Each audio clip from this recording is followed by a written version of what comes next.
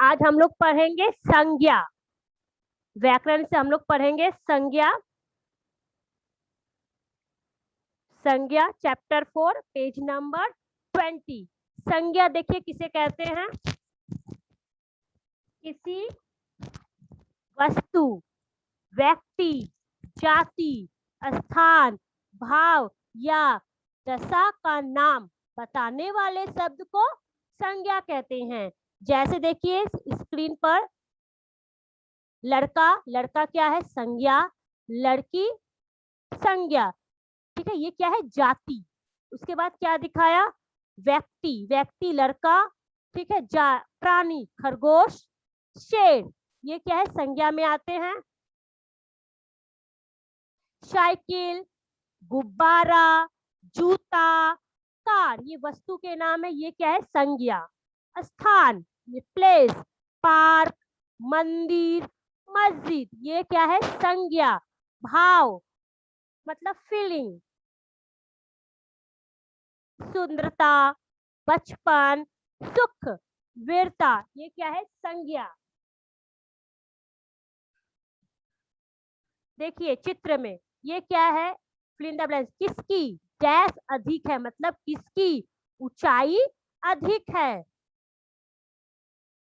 किसकी आयु कम है। आयु फीलिंग, पेड़ संज्ञा, कमल संज्ञा, आम संज्ञा। आम मिठास के कारण खाया जाता है। मिठास मीन्स मीठा, टेस्टी स्वाद, स्वादिष्ट स्वाद, इसे संज्ञा कहते हैं। किसी वस्तु, व्यक्ति, जाति, स्थान, भाव या दशा का नाम बताने वाले शब्द संज्ञा कहते हैं। संज्ञा के भेद मीन्स प्रकार, टाइप्स ऑफ नाउन्स। संज्ञा के यहाँ पर 3 भेद दिए। संज्ञा के 3 भेद है। जातिवाचक संज्ञा, व्यक्तिवाचक संज्ञा, भाववाचक संज्ञा, ठीक है। अब अभी हम पढ़ेंगे फर्स्ट, पहला संज्ञा क्या है? जातिवाचक संज्ञा। जिस संज्ञा शब्द से उसकी संपूर्ण जाति का बोध हो उसे जातिवाचक संज्ञा कहते हैं। जैसे पुस्तक, नदी, पर्वत, गुड़िया, मोर, लड़का, आम, केला, संतरा, मंदिर, मस्जिद, शेर, हिरन, विद्यालय, शिक्षक, मेज, कुर्सी आदि जातिवाचक संज्ञा है। जातिवाचक मीन्स समूह, ग्रुप, इसे कहते हैं हम जातिवाचक संज्ञा। जैसे बहुत सारे पशु है, ठीक है, जैसे गाय, भेड़, लोमड़ी, कुत्ता, ये क्या है? ये क्या जाति दिखा रहा है? यहाँ जाति दिखा रहा है, ये पशु है। ये ग्रुप किस चीज का है? समूह। ये क्या है? पशु। यहाँ बहुत सारे पंछी है, कोयल है, कौवा है, तोता है, ये क्या है? पंछी है। ये ग्रुप, समूह बता रहे, ये पूरा समूह है, संपूर्ण जाति का बोध करा रहा है, मतलब ये जातिवाचक संज्ञा है।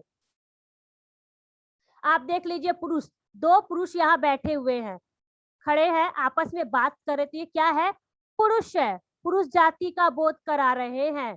ये है मनुष्य, मम्मी है, पापा है, उनके बेटे हैं, बेटी है, तो ये है मनुष्य, मनुष्य जाति का बोध करा रहे हैं।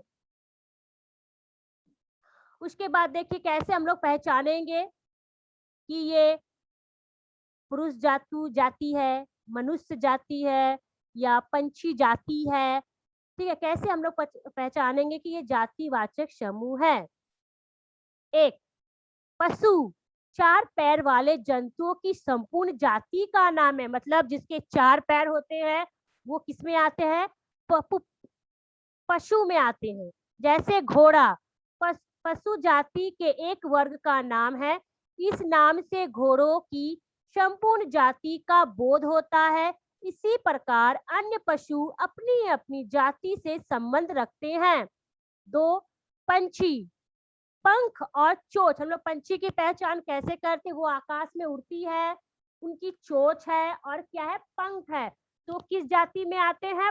पंछी जाति में आते हैं, जैसे तोता, कौआ आदि। मनुष्य, मनुष्य की पहचान हम लोग कैसे करते हैं?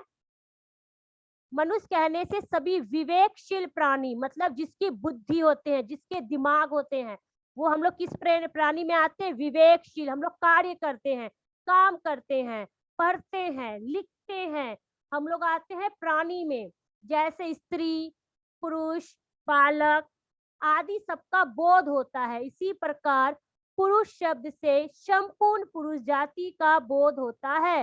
इस प्रकार हम देखते हैं कि कुछ नाम संज्ञा अपनी संपूर्ण जाति का बोध कराते हैं। अब दूसरा संज्ञा आता है व्यक्तिवाचक संज्ञा। किसी विशेष प्राणी, वस्तु या स्थान के नाम को व्यक्तिवाचक संज्ञा कहते हैं, मतलब विशेष प्राणी, फेमस। ठीक है, जैसे महात्मा गांधी, वो बहुत प्रसिद्ध थे। ताजमहल प्रसिद्ध है, हिमालय पर्वत प्रसिद्ध है। उसके बाद क्या है? गंगा, हरिद्वार, रामचरितमानस, गीता, महात्मा गांधी, ईश्वर चंद्र विद्यासागर, राजा राम मोहन रॉय, लाल किला, ये क्या है? विशेष है, विशेष प्राणी, वस्तु, स्थान, ये है व्यक्तिवाचक का पहचान है। जैसे ताजमहल एक विशेष इमारत का नाम है। ताजमहल पता है ना किस लिए प्रसिद्ध है? वो अपनी सुंदरता के लिए, कला के लिए प्रसिद्ध है।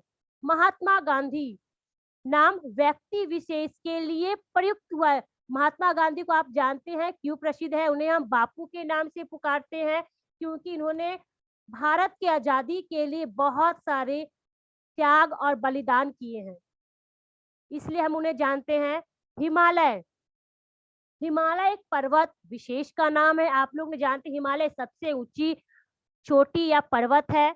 गंगा एक विशेष नदी है। आपको पता है भारत की सबसे लंबी नदी कौन सी है? गंगा। हरिद्वार, हरिद्वार एक तीर्थ स्थल है जहाँ सब मनुष्य घूमने जाते हैं। रामचरितमानस एक विशेष पवित्र पुस्तक है जिसमें राम के बचपन से लेकर राम, लव कुश, सीता के बारे में, यहाँ तक कि 14 वर्ष वनवास में जाने पे उन लोगों को क्या क्या कष्ट तकलीफ सहना पड़ा, रावण को कैसे वध किए, ये रामचरितमानस में लिखा हुआ है।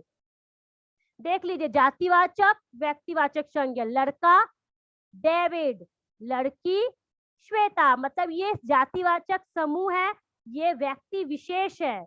आदमी हरिश्चंद्र, घोड़ा चेतक का नाम ले लीजिए, स्थान मेरठ ले लीजिए, दिल्ली ले लीजिए, मुंबई ले लीजिए, कोलकाता है।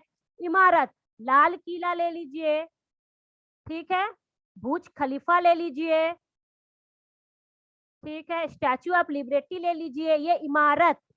उसके बाद क्या आता है? भाववाचक संज्ञा, मतलब फीलिंग, रोना, हंसना, गाना, मिठास, ये क्या है? भाववाचक संज्ञा। जैसे जिस शब्द से किसी व्यक्ति या पदार्थ के भाव, दशा या स्थिति आदि का बोध हो उसे भाववाचक संज्ञा कहते हैं। भाव, दशा या स्थिति, मतलब बुराई, लंबाई, छोटा, मोटा, ये क्या है? भाव है, स्थिति है। ऊंचाई, लंबाई, ठीक है, मिठास, खट्टा, तीखा, ये सब आते हैं भाववाचक संज्ञा में।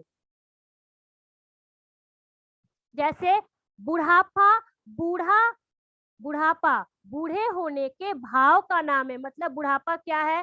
किसको बुढ़ापा आता है? बूढ़े आदमी को बुढ़ापा आता है। इसी प्रकार बुराई, अच्छाई, लंबाई, मतलब आप लोग देख लीजिए बुराई किसमें था? दशहरा, दशहरा अभी हम लोग दुर्गा पूजा में दशहरा मनाते हैं ना, दशहरा बुराई पर अच्छाई की विजय का प्रतीक है। बुराई कौन था? पता है ना, रावण था। अच्छाई कौन थे? श्री रामचंद्र जी, ठीक है। उन्होंने युद्ध किया जिसमें उन्होंने रावण का वध किया, मतलब अच्छाई, बुराई पर अच्छाई की जीत हुई। अमित की लंबाई सुमित से कम है। यहाँ लंबाई मीन्स ऊंचा, उनका मतलब हाइट बहुत ज्यादा है। भाववाचक संज्ञा का देख लीजिए, कुछ भाववाचक संज्ञा इस प्रकार बनाई। शब्द बच्चा, उसका भाव क्या होगा? बचपन। भला, भला का भाव क्या होगा? भलाई। अच्छा, अच्छाई। बूढ़ा, बुढ़ापा। ईमानदार, ईमानदारी। लड़का, लड़कपन। बूढ़ा, बुरा, बुराई। प्रसन्न, प्रसन्नता। वीर, वीरता। उदास, उदासी। इसको आप लोग पेंसिल से टिक कर लीजिए। भाववाचक संज्ञा, मैं फिर से एक बार रिपीट कर रही हूँ, सुन लीजिए दोबारा से मैं कह रही हूँ। संज्ञा किसे कहते हैं? किसी वस्तु, व्यक्ति, जाति, स्थान, भाव या दशा का नाम बताने वाले शब्द को संज्ञा कहते हैं। संज्ञा के 3 भेद हैं। जातिवाचक संज्ञा,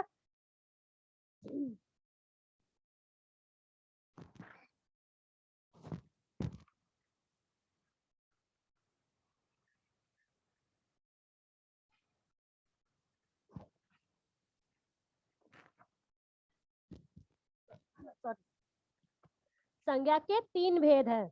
जातिवाचक संज्ञा, व्यक्तिवाचक संज्ञा और भाववाचक संज्ञा। ठीक है।